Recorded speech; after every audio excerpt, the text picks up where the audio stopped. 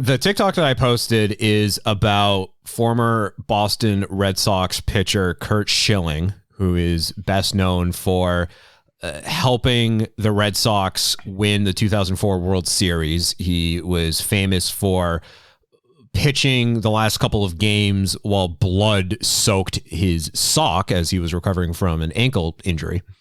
And that ankle injury wasn't recovery. He was literally had a temporary stitch in his tendon, I believe. It was designed to last for 2 weeks during the playoffs. Yeah. And he powered through it. I mean, at the time, it was a really big deal. I mean, Red Sox had made it to the World Series several times since 1918, but lost every single time. And this was the first time that we were really on the edge of winning, which we did. So in hindsight, for a brief period of time, you look at Schilling and what he did and say, okay, that's really badass what you did. Most people wouldn't do that. I mean, literally, you're losing blood. You could have passed out on the mound. So that's that much blood. But still, I mean, baseball. Come on, it's baseball. Like, can we please just be a little? It's baseball. Like, the steroids would have canceled everything out. So there's Schilling, and then there's former Boston Red Sox pitcher Tim Wakefield, who sadly has passed away just a few days ago. And Schilling last week, so he has a podcast, and I didn't even know he had a podcast, but in this day and age, everyone has a fucking podcast. So what was once a niche thing is now, I mean, fucking, you go to like Best Buy now, you go to CVS, and there's like sections for like, you can buy podcasting kits. It's sad. Rode. I mean, I'll endorse the company Rode because I'm using a Rode board and a Rode microphone, and you can buy Rode stuff at Target now. So like anyone can do a podcast, even Curt Schilling.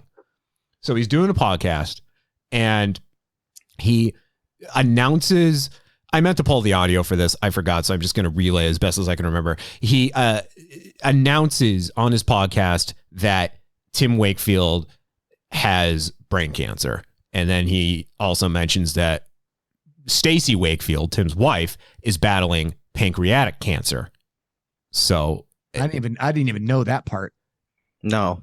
Wow. Yeah, a 1-2 punch.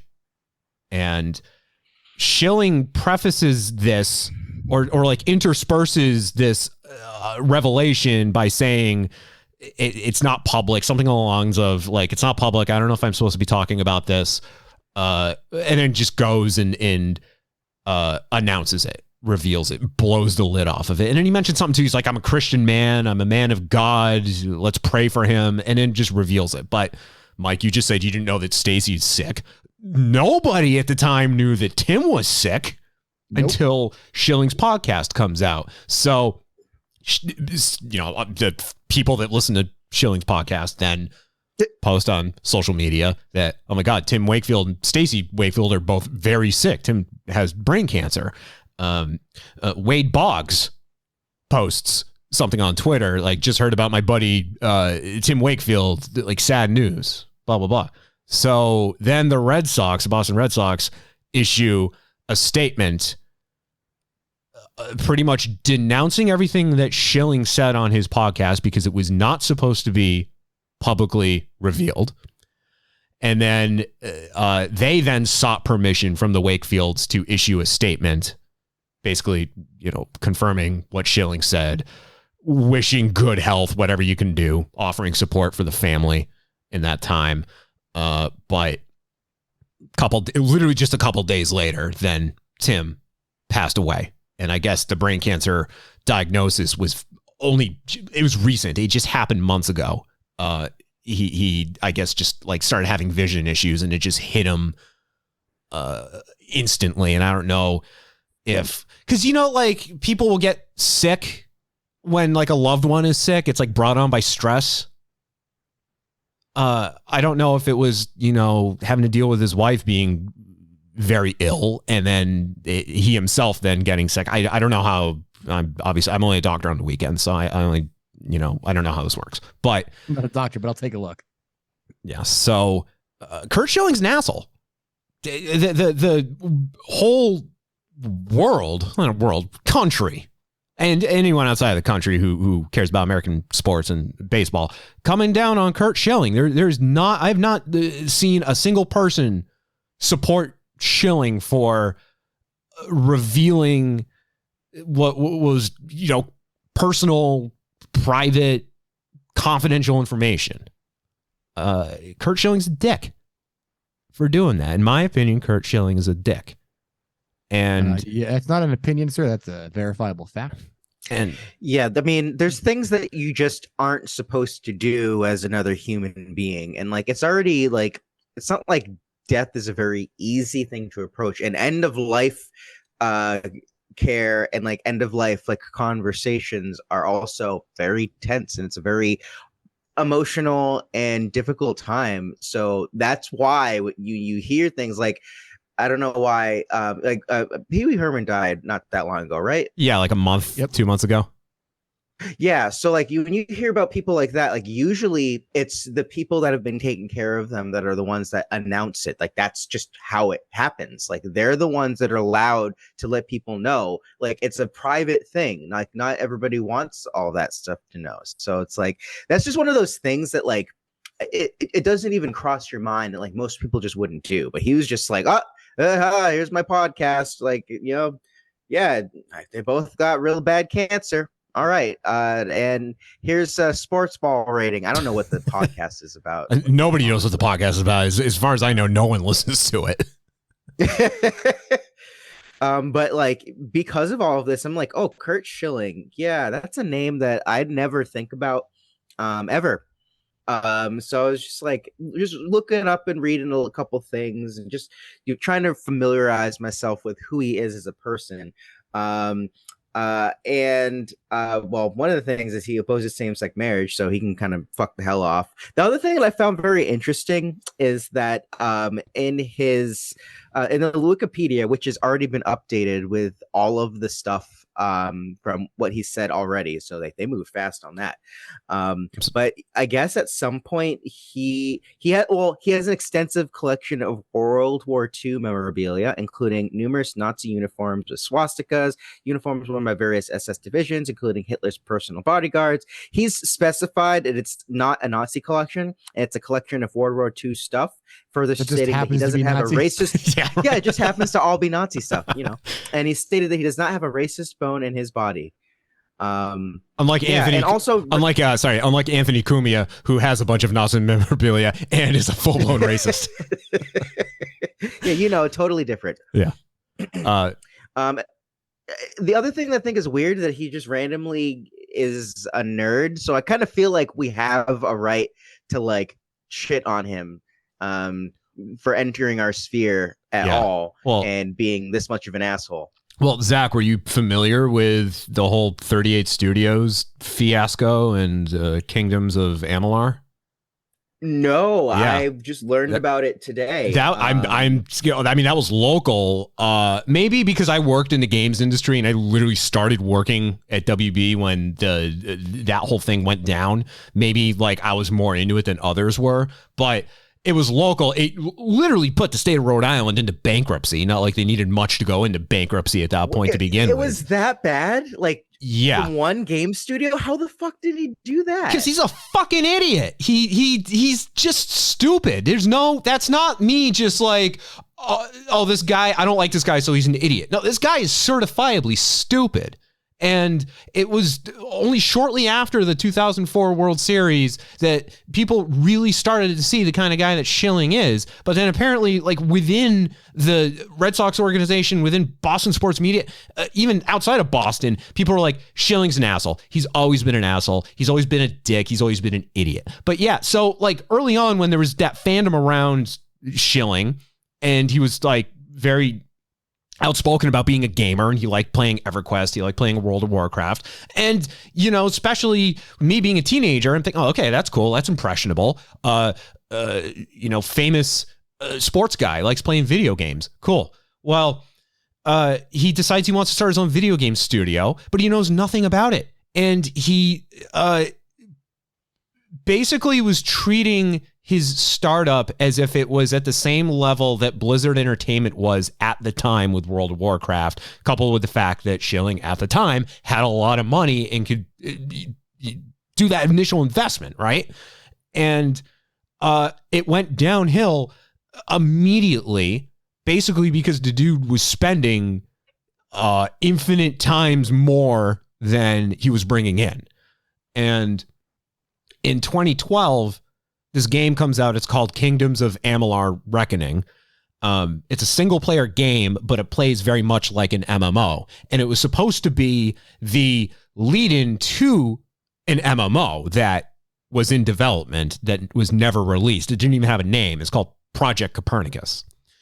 So Amalur, I've gotten it on PlayStation Plus, and then they did a THQ acquired the rights to it a few years ago and did a remaster, and I got the remaster for free. And like, I've played it. It's okay. Like, it's a good game, and I'm not into those types of games, but it's decent. The guy who, and I worked with him for a while, and why the fuck can't I remember his name? But he's an incredibly nice guy. The man who designed Morrowind and Cyrodiil in the Elder Scrolls lore, designed the Amalur, the whole world that this game takes place in. So, like, yeah, it wasn't a bad game. Todd McFarlane like wrote the whole like lore of the universe. R.A. Salvatore did like he did like concept art for it. Like, Schilling got some really, really big name talent to work on this game. Here is the conundrum. The game comes out.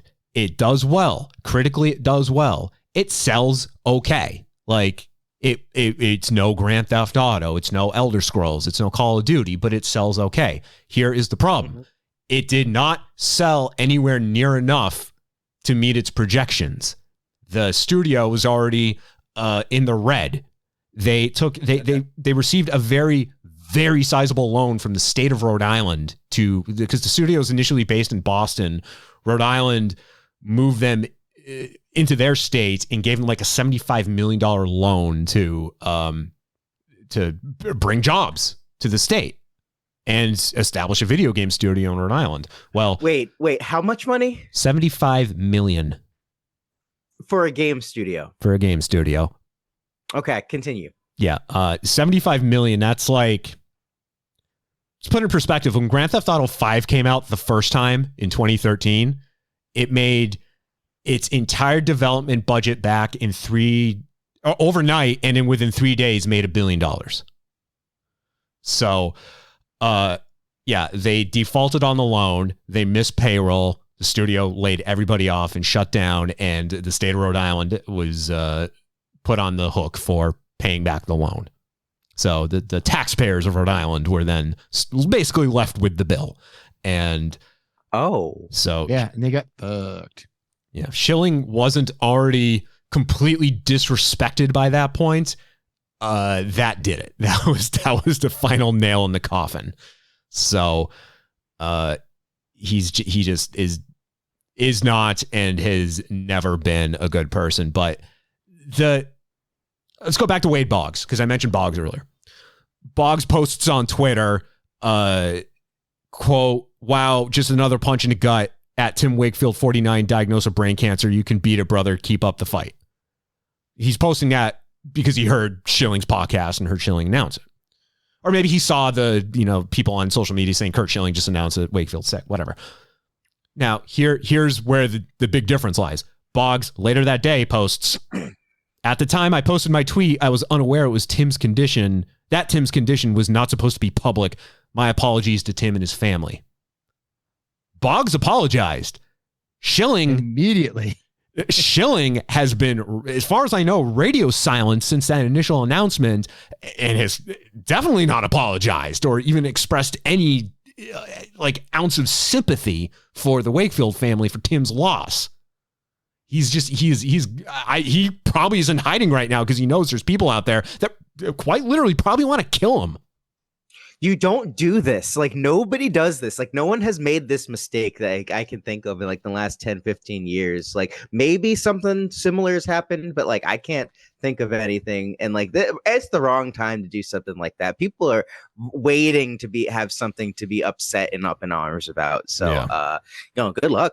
Yeah, I've been listening to a lot of the Sports Hub just lately, and they've been talking a lot about Tim Wakefield, but because Tim was like, now I only know of him just from watching Red Sox games. I really didn't know too much about his background. I knew he was a commentator. He had retired and became a commentator, but very well respected. No one ever had a bad thing to say about him, both before he died and especially after he died. So there's a lot of memorials out there for him. Even today, Michelle Wu, mayor of Boston, was talking about the prospect of renaming it's not Yawkey Way anymore, but renaming that road to it's Jersey Street. Jersey Street, yeah, renaming it to Wakefield Way. Yep.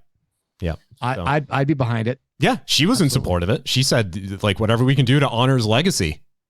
I mean, that guy, just sports wise, to understand what a knuckleball is, it's like taking a ball and throwing it in such a way that it can go up, down, left, right in a random manner, and you have no idea what's going to happen to it. And no other pitch does that. Every other pitch, you're like, okay, it's going to be a slider. It's going to start here, and it's going to go down that way. I don't know before the pitch happens whether it's going to be a slider, but I know if it's a slider, it's going to go from here to here. All right? If it's a fastball, it's going to go here to here. If it's a curve, it's going to go there to there. If it's a sinker, it's going to go there to there. It's a knuckleball. It starts out at your hand, and it could be in the dirt or 5 feet over my head, and I don't know. How does that work? Like, I've always wondered that. Wizardry. So you call upon the dark, and that's why Curt Schilling was praying for him, because he's a born again Christian, and Wakefield made a deal with the devil. So, Jesus Christ! I mean, that's about as likely about the crazy stuff we were hearing today. People talking about that goddamn like note message thing that's like has always happened. I don't even know why we had an article about it. Like, why is this even news? Anyways, yeah. Continue. So a knuckleball is a pitch that ideally doesn't move the ball. So normally when you throw a ball, it rotates.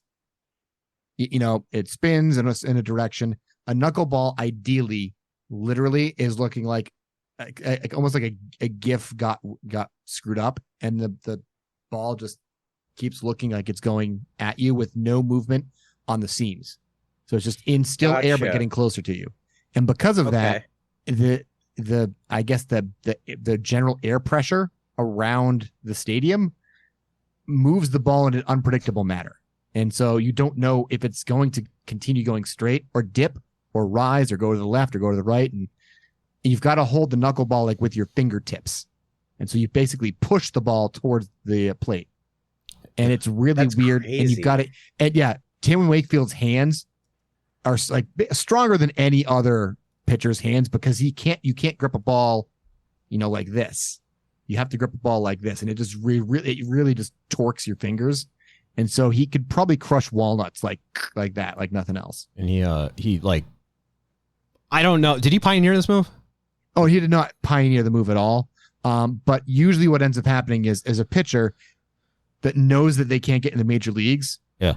Is like, if I can't pitch 98 miles an hour and have a great curve or a great slider and a great fastball, I'm probably not going to make it. And so he realized, he's like, I don't just have the stuff. I can throw a decent fastball, low 90s, mid 80s, but that's not major league stuff.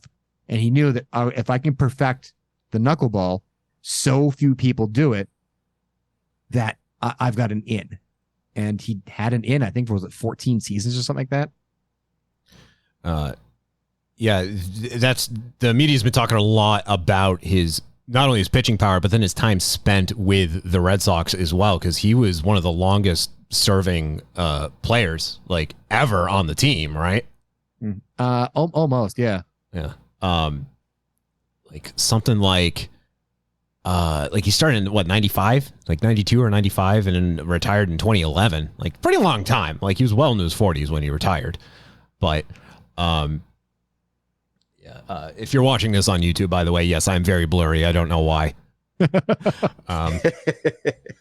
I will get that fixed. Yeah, But, it was 1992 for the Pirates, and his last appearance was his last game with the Red Sox in 2011. okay, and then became a commentator thereafter. So He became one of the last knuckleballers in the league. I believe there's only one after him, maybe two. It's literally a dying art because it's so unique that you can't really work on a knuckleball and be a top-notch pitcher from other things. Interesting. Okay. Yeah. I didn't realize it was that unique of a throw. Yeah. Apparently you want to have the ball rotate only one half rotation between when you release it and when it gets to the actual home plate. And then depending upon temperature, humidity, and precipitation, air resistance, wind speed, and wind direction, and small changes on his grip, you basically get a 75-mile-an-hour ball that can go up or down or zigzag. if the wind allows it. If the wind allows it, yeah. You don't want this guy playing in a hurricane. I mean, you probably only help it. So, back to Schilling. He hasn't apologized. He hasn't, as far as I know, at the time that we've recorded this, at the time I recorded my TikTok rant the other night, he hasn't made any public statements since this. And again, I do think that there's blood to be had in the eyes of some people. Like, people are still today posting about how much of a dick this guy is. And I've been seeing a lot of comments on a TikTok video where people saying, like, I used to be such a big fan of Schilling, and he's just a piece of shit. And the operative word there being used to be. There's no present tense when they're talking about their support for the man. So, yeah, you know, just a little bit I've looked up about him just on his Wikipedia page is just like interesting. Yeah. You know, it's not really good. So I think the best meter stick for this conversation is the fact that, like, you know, I really have no idea what Curt Schilling has been doing in the last 10, 15 years. So, like, the fact that I'm just like, oh, okay, wait, what's going on with Curt Schilling? Why are we talking about him? Then finding out about it, like, oh wow, yeah, no, he's an asshole. Yeah, it's not good. Yeah. It's not good. Just like the random person that doesn't even really remember why he's significant besides he do a baseball knows that he's an asshole. Yeah. And like, yep, no, jit tracks. And Jit tracks. Well, for me, if I may make it all about me for a second, I'm the last person to be talking about anything when it comes to sports. Sports. 1,000% accurate. And yeah, this, I think more the principle of the matter has very much fired me up. And also, like, seeing Wakefield's name, being like, hey, I know that guy. Seeing Schilling saying, like, I know that guy too. And then always knowing for a long time, ever since the 38 Studios disaster, that Schilling was an inept prick. And this just further goes to cement it. Now, I had this thought, and then my camera, the demons came out and made me very blurry. Now it's fixed. So the thought has come back. I don't know if Schilling did this maliciously. There's like nothing saying that. You don't know if he's that stupid or just that much of an asshole. Right. Exactly. Yeah. The question of the day. Yeah. You don't know if he was like really just trying to get the 6 people that listen to his podcast, if they're also, people of God, to offer their support for him, or if he was just like, hey, no one's ever liked me, so I heard that Tim is very sick, so fuck everybody. Fuck this, I'm out. And just this was the hill he wanted to die on, except he wasn't standing on a hill. He was just there in a field in plain view. Part of me is like, how old is this man technically? Schilling? Because yes, I am going to go ageist. He's in his 50s, I believe. So like, he has no reason to like have a lapse of judgment. Because like your 50s, like you're still pretty there. I mean, there are some people. It's not like we it's know football that where he's got CTE. Like, yeah. Right. So that's why I'm like, part of me doesn't think that this was intentional. Part of me thinks this is totally just like this is like your grandpa that makes the off-color joke in front of in public at the restaurant that everyone can hear because he's yelling it. It kind of feels like it's the equivalent to that. Like, yeah, you know. Maybe he shouldn't have said those things, but you know, also, is he the one editing everything for his podcast? Is it like not going through any other like ear? Like it doesn't go through like his daughters or his sons, and just be like, you know, Dad, maybe you shouldn't say this one. Like maybe not for this episode. I mean, because maybe he needs that. I mean, it's definitely too late now because you know no one's ever going to forget this. This will be immortalized forever. Anytime someone tries to search for Curt Schilling, this is going to be now the first thing that pops up. Or one of the first things. His podcast, and don't quote me on this, I'm just hypothesizing here, he might live stream it. So if it's live streamed and people are following the stream, then yeah, you can edit it when the stream's over. But if someone catches it live, then, well, Lord have mercy on you. I think the problem is he's such a born-again Christian. It's one of those things where he feels compelled by God. And so therefore he doesn't like, he doesn't feel that he's at fault because God forgives him because he put prayer in the air instead of just being like, you know, instead of being a regular human, he's a fucking cross-waving dickhead. According to, oh shit. Okay. So he put out a new podcast today. Like he's been doing it. He's been doing it pretty regularly. Did he say anything? No. I'm assuming no. No, I mean we'd be talking about it.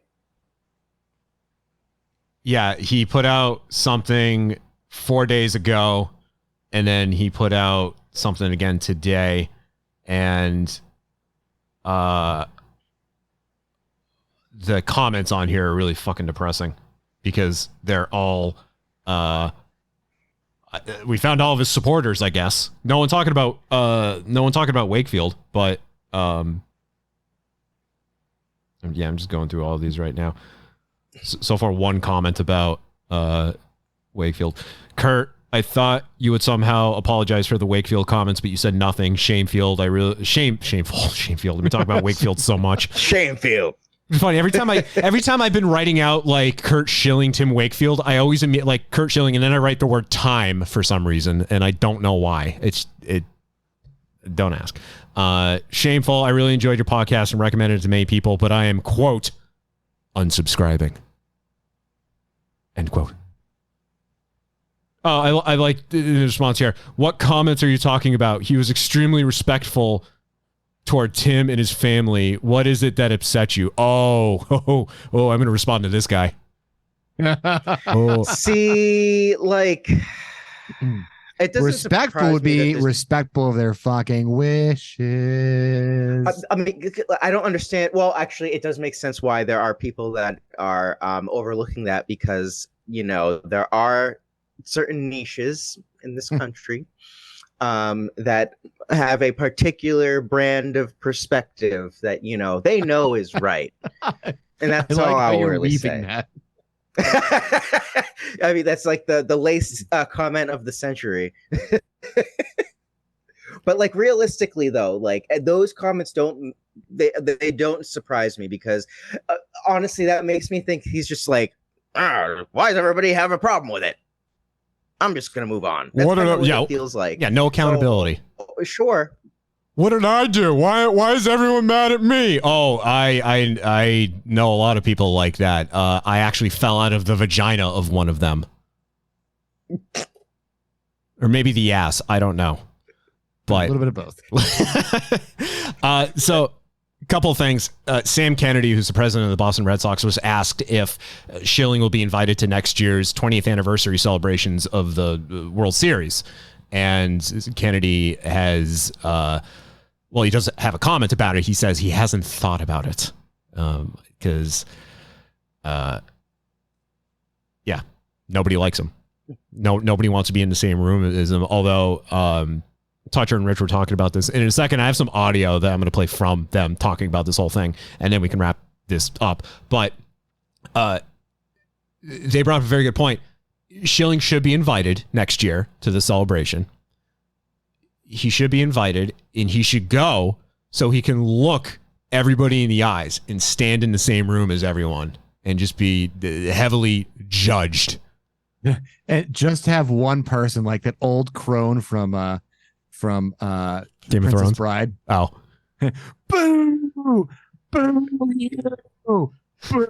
Just one person. One person. Everyone else is silent. So one person just stands up and just goes, "Boo this man."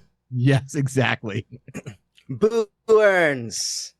See, I was thinking the shame bell from Game of Thrones. Oh, there you go. Oh yes, yeah. So, no, they're saying boo earns. Boo earned. This is a couple of minutes long. It's a couple of minutes long, but I want to play this audio from Toucher and Rich from last week, I think it was the day after this whole fiasco began, because Rich's wife was very sick for a long time, and she's beaten cancer, I think, like twice now. But he's, he does not take things like this lightly, Richard. And the thing is, like, he has the right to this opinion. Like, it's not like, oh, well, it's an esoteric idea of, going through cancer and trying to, be close to your family. No, this is personal, and he's got a pulpit, and I was waiting for this audio. Okay, here we go.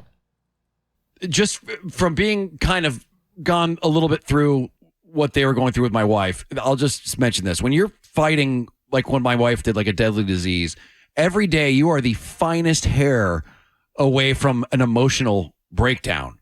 It takes everything inside of you just to get up, function, go about your day, and not collapse instantly into like this emotional meltdown. It almost feels like you're trying to smile and be a normal human being while walking around with a gun to your head that could go off at any minute.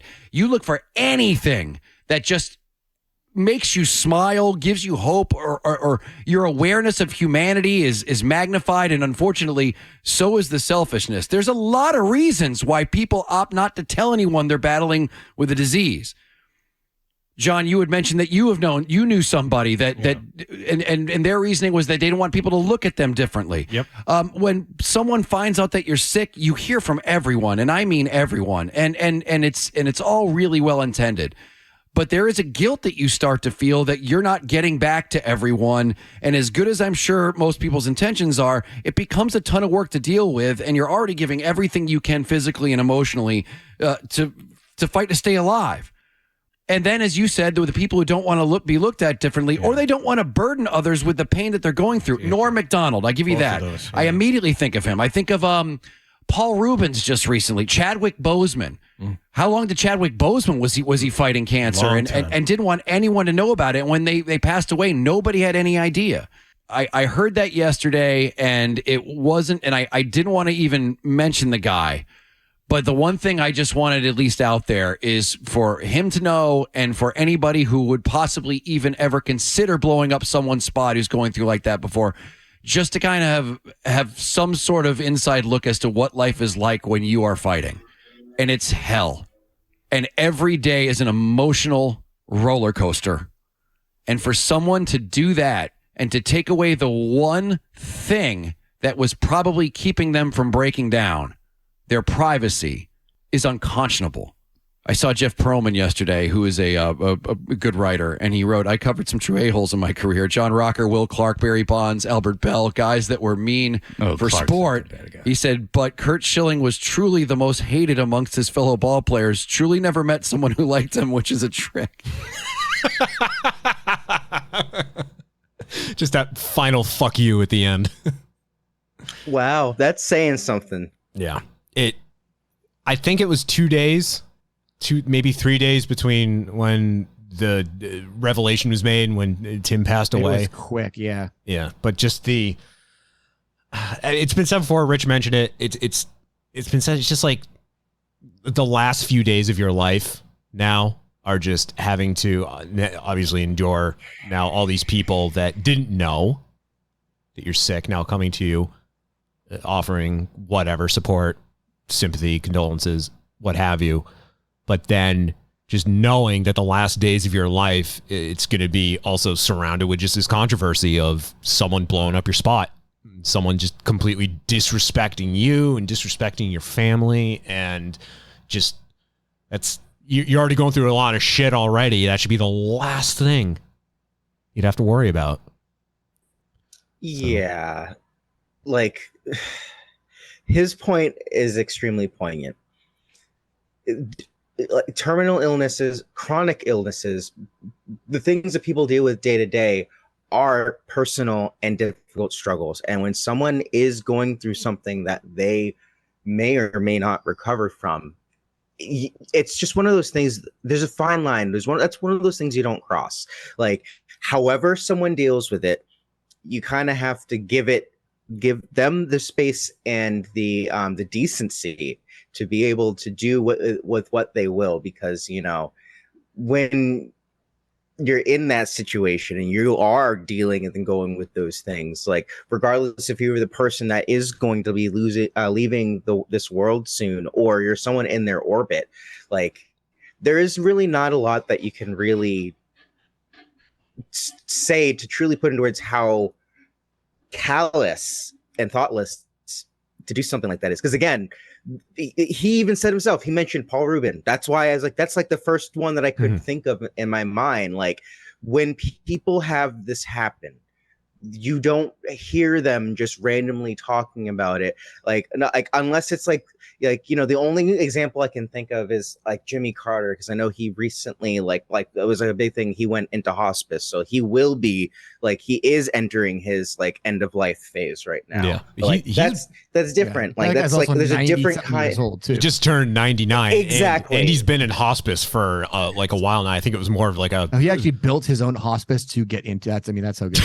I mean, he probably was building other hospices for other people while he's in the hospice, right? Because that's just the kind of person that Jimmy Carter is. But like, my whole point is that like just the fact there's two different ways of feeling around some of these topics when it comes to death, and like the fact that he has no modicum of like normal human decency, especially as a born again Christian, so really doing his faith the great disservice by acting this way, because this is. It's just this, again, it's a common etiquette thing. Like, you don't talk about someone else's like health situation. Like, you know, it's not your information to share unless you are expressly given that, like, okay. And like, I can only imagine it's hard to say now if that all of this being public couldn't have driven the nail in sooner. But now we don't know because it's already happened. Yeah. Thinking of, Rich mentioned Norm Macdonald too. Surprised everybody because nobody knew he was sick. He kept that very close to his vest. I mean, there were people obviously within his circle that knew he was sick, but those people had the decency and respect to not go public with it. Yeah, Rubin's, that was, you know, after the fact, just like, hey, I'm sorry. He like literally apologized. He's like, I'm sorry, I didn't tell anyone about this. Chadwick Boseman, that dude, like, in between chemo treatments, was going to children's hospitals in costume as Black Panther to cheer kids up. Probably between, you know, puking his guts out in the bathroom and then going and playing Black Panther, and then his dark humor in all of the all of the interviews about like, oh, what's going to happen with Black Panther? He goes, oh, I'm dead. Like, he literally be like, oh yeah, I'm dead. I don't come back. I'm dead. And looking at it from a healthy perspective, like, oh, he's just trying to like troll people. But looking at it like, I'm going through cancer treatments and I don't think I'm going to survive this. You're like, holy shit, dude. Yeah. I always am fascinated by the people that know that their time is coming, like Freddie Mercury from Queen, where he announced, like, I have AIDS, and then 2 days later, maybe not even 2 days later, was it one day? I think it was like almost immediately after he put that statement out. And there's been similar instances, and I just can't remember off the top of my head, where celebrities have come out, famous people have come out and just said, yo, look, I'm really sick. Like, the chances aren't good, any support you can offer, whatever. And then they're almost immediately gone thereafter. So that's the extent of my thoughts on that. Peace to the Wakefield family, because it's not over for them. No. And oh boy, do I have a lot of things I want to say about Curt Schilling, but it's so easy to get canceled in this day and age. Have at it. See what happens. Karma's a bitch. Let's put it that way. And the guy should have known better. Schilling himself having suffered from cancer. Karma's a bitch. Yeah, like I don't even want to give him any more time, but I agree completely. Yeah. Whatever happens, happens.